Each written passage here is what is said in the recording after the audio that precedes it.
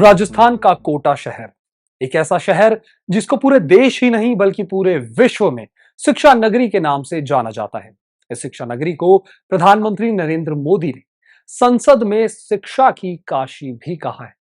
इस छोटे से शहर में देश के हर कोने से लाखों की संख्या में हर साल स्टूडेंट्स अपना भविष्य सुधारने का सपना लेकर कोटा आते हैं। हर कोई डॉक्टर इंजीनियर बनने की चाह में कोटा में कदम रखता है, लेकिन इन लाखों छात्रों में हर कोई डॉक्टर या इंजीनियर नहीं बन पाता और यहीं उनके सपने का अंत हो जाता है। एक ऐसा अंत जो ना केवल उनके सपने को खत्म करता है बल्कि छात्र के पूरे जीवन का ही अंत कर देता है।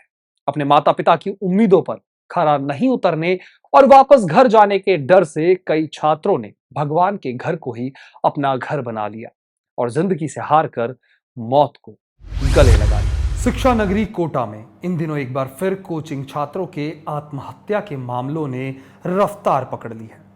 इस साल की बात की जाए तो अब तक 9 कोचिंग छात्रों के सुसाइड के मामले सामने आ चुके हैं, जिनमें कई स्टूडेंट्स ऐसे थे जो अपने परिवार के इकलौते बेटे थे तो कोई 3 बहनों का एक भाई था। इन छात्रों द्वारा आत्महत्या करने का कारण एक ही निकलकर सामने आया, वो था पढ़ाई का दबाव।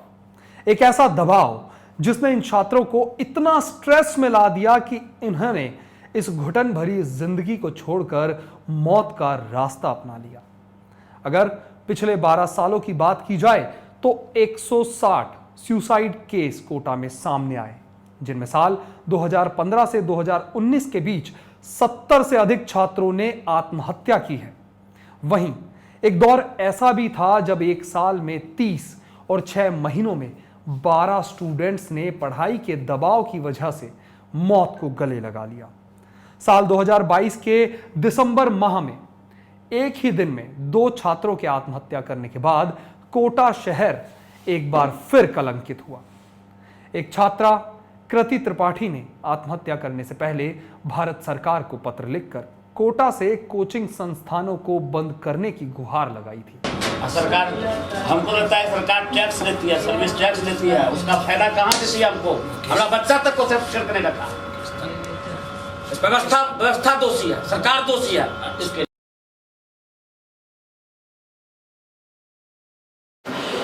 वो इंस्टीट्यूट वाले जो हैं वो काफ़ी फास्ट ये पढ़ाते हैं। वो एक एग्जांपल दिया कि जैसे कि एकदम फास्ट ट्रेन की तरह कि कोई पकड़, जो बच्चा चढ़ पाया, नहीं चढ़ पाया वो छूट गया। और उसके बाद जो है सो इतना प्रेशर होता है कि क्लास टेस्ट, तो इसके कारण जो है सो लाइफ एकदम मशीन जैसा बना।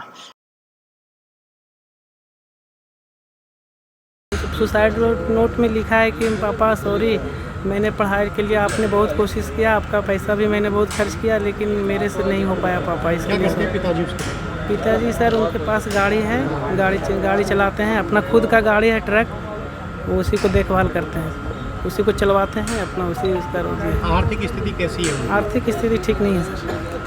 तो कहीं ना कहीं परिवार का नहीं वैसा तो प्रेशर क्या, बच्चा को ऐसा लगा कि हम पैसा खर्च कर दिए हैं और हमको समझ में नहीं आ रहा है बढ़िया से, थोड़ा ऐसा डिप्रेशन उसको हुआ। अब पता नहीं क्या हुआ उसके बाद। पापा तो बोल रहे थे कि बेटा कोई दिक्कत नहीं है, नहीं अगर समझ में तो आ जाओ, लेकिन उसने बोला कि ठीक है। अभी पहले तो नहीं आता था समझ में, लेकिन अब समझ में आने लगा तो सभी लोग ठीक से चल रहा था, फिर अचानक उसने ऐसा कर दिया सर।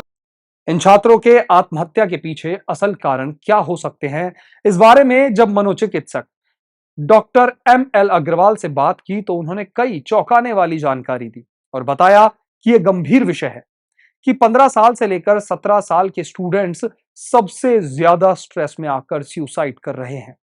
मानसिक बीमारियों का समय 15 से 28 साल का होता है। इस उम्र में स्टूडेंट्स पढ़ाई करते हैं और अपना भविष्य संवारने की कोशिश करते हैं। अभी तक इस मामले की तह तक जाने में यही सामने आया है कि माता पिता अपने बच्चों की रुचि नहीं देखते और अपनी मर्जी से उसको सब्जेक्ट दिलवाने का दबाव बनाते हैं, जिससे बच्चा स्ट्रेस में आ जाता है। पहले कभी एक दिन के लिए माता पिता उन्हें अकेला नहीं छोड़ते, लेकिन पढ़ाई के लिए इतनी कम उम्र में माँ बाप उन्हें अकेला छोड़ देते हैं, जिससे बच्चा उस वातावरण में नहीं ढल पाता है। दूसरा कारण यह सामने आया है कि कई स्टूडेंट अपने क्षेत्रों में, जिलों में टॉपर होते हैं, तो उनको कॉन्फिडेंस हाई लेवल पर होता है, लेकिन यहां पर आकर देश के अलग अलग कोनों से आए टॉपर्स का जमावड़ा देखकर इस भीड़ में वो कहीं खो जाता है। मेजर जो मानसिक बीमारियां होती हैं जिनकी वजह से सुसाइड होते हैं, जैसे डिप्रेशन है, बाइपोलर डिप्रेशन है, स्किज़ोफ्रेनिया है, तो उनके फर्स्ट ऑनसेट, पहली बार इस बीमारी का होने का टाइम भी यही उम्र होती है, 15 से 28 साल के बीच में 75% लोगों को फर्स्ट टाइम होती है। अब यही तो बच्चा इसी उम्र, अब तो इससे उम्र के पहले भी बच्चे यहाँ आ रहे हैं, और यही तो उम्र होता है बच्चों को कैरियर बनाने का और यहाँ आने का, और उसी दौरान ये बहुत सारे स्ट्रेस फैक्टर इनके अंदर आ जाते हैं। पहला तो वहीं से चालू हो जाता है कि बहुत सारे बच्चों को देखा गया है कि सब्जेक्ट सिलेक्शन के टाइम माता पिता उसकी न रुचि देखते, न अभिरुचि, न उसका इंटरेस्ट देखते, न उसका एप्टीट्यूड देखते कि वो क्या बनना चाहता है और क्या उसका कहाँ दिमाग चलता है, बिना उसके जाने उसको सब्जेक्ट दिला देते हैं। अभी एक डेथ हुई, आपने देखा, 1 महीना ही हुआ था। तो ऐसे केसेस में जब छोटे छोटे बच्चों को पहले कभी अकेला एक दिन के लिए भी नहीं छोड़ते और यहाँ सीधा छोड़ जाते हैं, वो कोप करने की उसकी स्थिति है कि नहीं, सब चीज़ें उसको मैनेज करने की स्थिति है कि नहीं, और उसको यहाँ छोड़ देते हैं और उसको सेपरेशन एंजाइटी हो जाती है। बहुत सारे बच्चे अपने अपने स्कूल में जहाँ से पढ़ाई चालू की है और यहाँ आते हैं, जब तक first, second, third, fifth rank में आते हैं, पर यहाँ के हिंदुस्तान के सारे रैंकर्स यहाँ आ जाते हैं, और वो रैंकर्स में जब टेस्ट होता है और बच्चा जो हमेशा फर्स्ट 5 में या फर्स्ट आ रहा है, वो ये एकदम से उसकी 600, 700, 800, हज़ारों में रैंक आती है, तो वो घर वाले भी सोचते हैं क्या हो गया, मेरा बच्चा तो बहुत पढ़ाकू था और बहुत अच्छे हमेशा से नंबर लाता था। लेकिन यहाँ रैंकर्स में जब आप सारे रैंकर्स इकट्ठे हो गए तो नेचुरली कुछ पीछे जाएंगे। मैं उनको समझाता हूँ, आपको बच्चा चाहिए या केवल डॉक्टर इंजीनियर चाहिए, बहुत सारे प्रोफेशन है, उसके बिना काम नहीं चल सकता, लेकिन हमें पहले बच्चा चाहिए, फिर वो जो भी आगे कर सकेगा कर लेगा। तो ऐसे माता पिता हैं, आप सही कह रहे हैं कि जो बच्चे पे प्रेशर डालते हैं उसके रैंक्स के, और जब नंबर कम आते हैं डांटते हैं, उस समय वो बच्चा स्ट्रेस में आ जाता है। वहीं कोटा का प्रशासन भी इस मामले पर चुप्पी साधे हुए है। सिर्फ मीटिंग करके गाइडलाइन बनाने से प्रशासन इस भ्रम में रह जाता है कि स्टूडेंट्स अब आत्महत्या नहीं करेंगे, लेकिन धरातल पर कुछ और ही हकीकत देखने को मिलती है।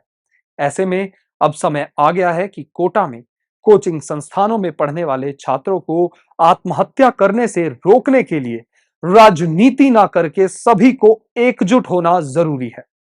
ऐसे में अब जरूरत आन पड़ेगी इस गंभीर मुद्दे पर सरकार जागे, प्रशासन जागे, पुलिस अपनी जिम्मेदारी समझे और कोटा के कातिल कोचिंग संस्थानों के खिलाफ कार्रवाई करे, ताकि आगे किसी के घर का चिराग ना बुझे। कोटा से योगेंद्र महावर की रिपोर्ट।